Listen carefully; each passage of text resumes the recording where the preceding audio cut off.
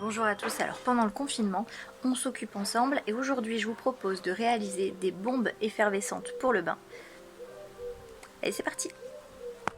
Alors pour les ingrédients, pour réaliser ces bombes de bain, vous aurez besoin de bicarbonate de soude, d'acide citrique. Ces deux produits peuvent se trouver dans les magasins de bricolage, dans les grandes surfaces de bricolage, également sur internet ou même peut-être dans les grands magasins, il y en a un petit peu maintenant. Il vous faudra aussi de la maïzena pour lier le tout et adoucir un petit peu l'eau du bain. Alors de l'huile de coco, on peut aussi faire des boules de bain sans huile, uniquement avec de l'eau, mais c'est un petit peu plus compliqué. Moi je préfère utiliser de l'huile de coco. En fait il vous faut un beurre végétal qui soit solide à température ambiante. Donc beurre de karité, beurre de cacao, beurre de mangue, ça fonctionne aussi. On la fera fondre au micro-ondes, il faut qu'elle soit liquide pour l'incorporer dans notre mélange. On aura aussi besoin de colorants alimentaires. Donc là moi c'est des colorants en poudre. Vous pouvez également utiliser les colorants liquides qu'on trouve au rayon pâtisserie en supermarché. Prudence quand vous les intégrez à votre préparation, comme ils sont liquides, ils vont déclencher une légère réaction d'effervescence. Donc on ajoute goutte à goutte et on mélange bien entre les deux. Ingrédients facultatifs, les senteurs naturelles, les fragrances. Donc là moi j'ai des fragrances que j'ai achetées sur des sites spécialisés. On a Barba Papa, on a Coca. Également huile essentielle. Alors les huiles essentielles, prudence à l'utilisation. Elles peuvent aussi avoir des propriétés qui sont photosensibilisantes, irritantes, allergisantes. Donc avec précaution, on n'utilise pas les huiles essentielles si les bombes de bain sont pour les enfants, les femmes enceintes ou les femmes qui allaitent. Et de toute façon, on prendra bien la précaution de les mélanger dans l'huile de coco, afin qu'elle soit le plus diluée possible. On va passer maintenant aux ustensiles nécessaires. Alors, pour réaliser ces bombes de bain, il vous faudra premièrement un petit fouet, des cuillères doseuses, puisque cette recette ne se fait pas au poil, se fait en volume. Donc là, moi, c'est un quart de cup, celle-ci. Là, c'est une petite cuillère doseuse qui se trouvait dans le bicarbonate et l'acide citrique. Voilà, vous prenez ce que vous avez à la maison, c'est pas un problème. Il nous faudra des moules pour mouler nos bombes de bain. Alors moi, ceux-là, c'est des moules à maxi glaçons que j'ai trouvé en grande surface, qui conviennent très bien. Si vous n'avez pas ça à la maison, bien sûr, un simple bac à glaçons, ça suffit.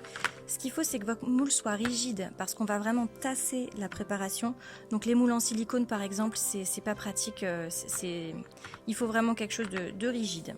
Et ensuite, il nous faudra là, en l'occurrence pour celle qu'on va faire aujourd'hui, 3 bols. Un plus grand pour réaliser le mélange général et 2 plus petits quand on va rajouter les colorants.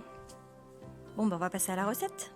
Donc c'est parti, on va réaliser notre mélange. Donc j'ai ma cuillère doseuse et au niveau des doses, ce sera 2 doses de bicarbonate, 1 dose de maïzena, 1 dose d'acide citrique. Let's go. Hop, 1 dose de bicarbonate, la deuxième. Hop, 1 dose de maïzena. Et ensuite une d'acide citrique. Et voilà. Alors, on peut en profiter, c'est l'école à la maison en même temps, on est confiné, pour faire réviser les principes de physique-chimie élémentaire au plus grand. Donc, un basique plus un acide, ça fait réaction d'effervescence en milieu aqueux. Vous allez voir, parce que quand on va mettre l'huile, il ne va rien se passer du tout. Tout va se passer dans l'eau du bain. Et puis avec les plus petits, vous pouvez réviser les mélanges de couleurs, parce que là on va faire des boules de bain, une partie bleue, une partie jaune, et l'eau du bain, elle sera... Je vous laisse répondre à cette question chez vous. Le mélange de base est là, on prend notre fouet et on mélange bien comme il faut les poudres. Et voilà, c'est mélangé. Alors maintenant, on va ajouter l'huile de coco. On va pas en mettre trop pour pas que la baignoire se transforme en patinoire. On va juste mettre ce qu'il faut pour avoir la bonne texture. Donc une texture un peu de sable mouillé que vous pourrez, lorsque vous le malaxerez, que ça tienne un petit peu la forme. On va rajouter l'huile de coco. C'est parti. Allez hop, voilà, je vais essayer de pas faire de bêtises parce qu'à une main, c'est pas forcément simple. On va déjà commencer par 2 cuillères à soupe pour la quantité qu'on a fait là. Je pense que ce sera suffisant. Bon, après, ça graisse pas trop la baignoire quand même. Quand on a fini son bain, on rince bien à l'eau chaude. Et dans l'ensemble, ça va. Ça se transforme pas en patinoire. Bon, abracadabra, je vais mélanger. Tatin! Voilà, alors là, on commence à avoir une bonne texture. On n'hésite pas, on casse un petit peu les amas que ça peut faire avec le fouet. Donc, l'avantage d'utiliser l'huile de coco pour amalgamer le tout, c'est que voilà, on peut prendre le temps, ça provoque pas de réaction d'effervescence, on est tranquille. Si on faisait ça en ajoutant de l'eau, il faudrait le faire cuillère à café par cuillère à café ou éventuellement avec un brumisateur, on pchite, on mélange, on pchite, on mélange, mais ça reste un petit peu plus risqué quand même comme technique. Si vous maîtrisez pas la réaction d'effervescence, vous allez tasser votre mélange dans les moules et quand vous allez démouler, la réaction d'effervescence elle aura continué dans le moule et vous allez vous retrouver avec une espèce de gloubi-boulga qui sera pas vraiment utilisable. L'huile de coco, je vais en rajouter un tout petit peu parce que là, quand j'essaye de mouler, c'est encore un petit peu trop friable. Donc je vais en rajouter un tout petit peu. Et je vais finir le mélange à la main. Si vous n'avez pas les mains sensibles, vous pouvez le faire à la main sans aucun problème. Si vous avez les mains un petit peu sensibles, parce que là il y a l'acide citrique qui est là, prenez des gants tout simplement. Ou enduisez-vous les mains avec l'huile de coco, ça fonctionne aussi. Donc voilà, là j'effrite bien en fait. Ceux qui font de la pâtisserie pourront dire qu'on sable. Voilà, comme pour une pâte brisée, une pâte sablée, on sable le mélange. Donc on écrase bien entre les mains. Là c'est pas mal. Vous voyez, là quand je serre, ça garde la forme, je sais pas si on voit très bien. Et mon mélange se tient beaucoup mieux. Donc on va pouvoir diviser le mélange en 2 parties et ajouter nos colorants. Allez, c'est parti. Et hop là, voilà.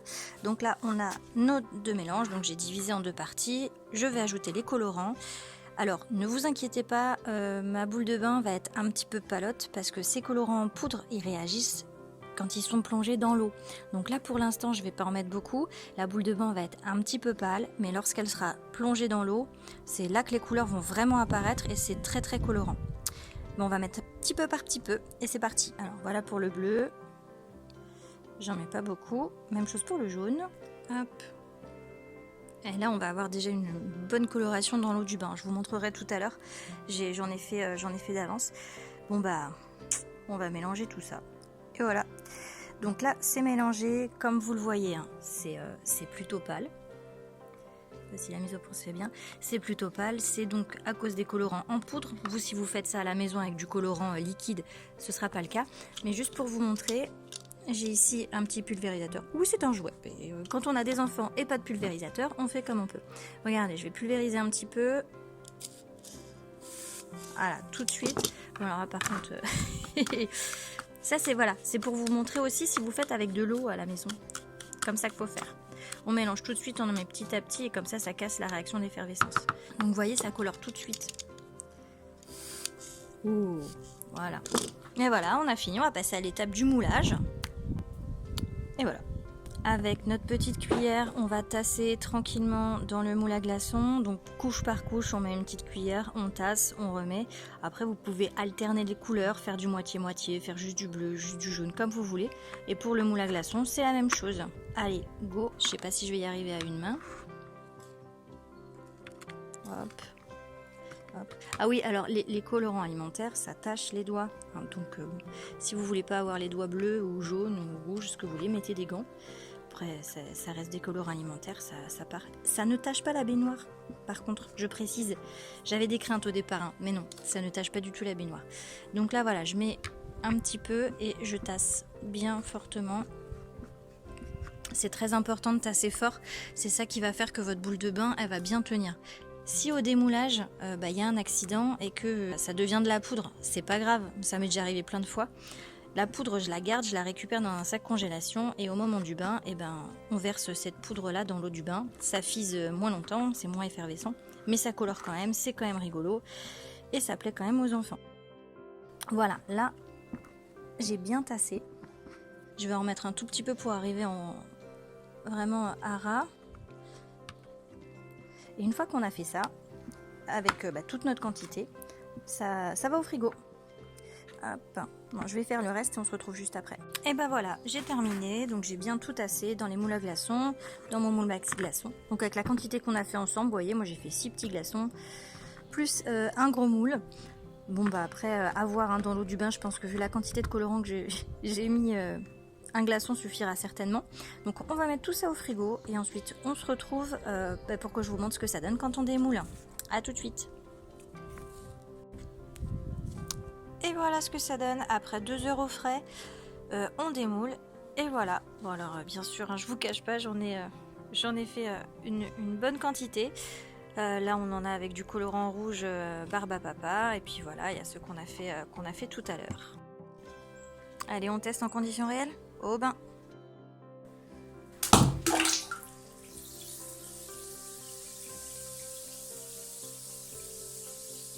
Voilà, ce tuto est terminé, j'espère qu'il vous aura plu. Vous pouvez conserver vos boules de bain dans un sac congélation bien au sec.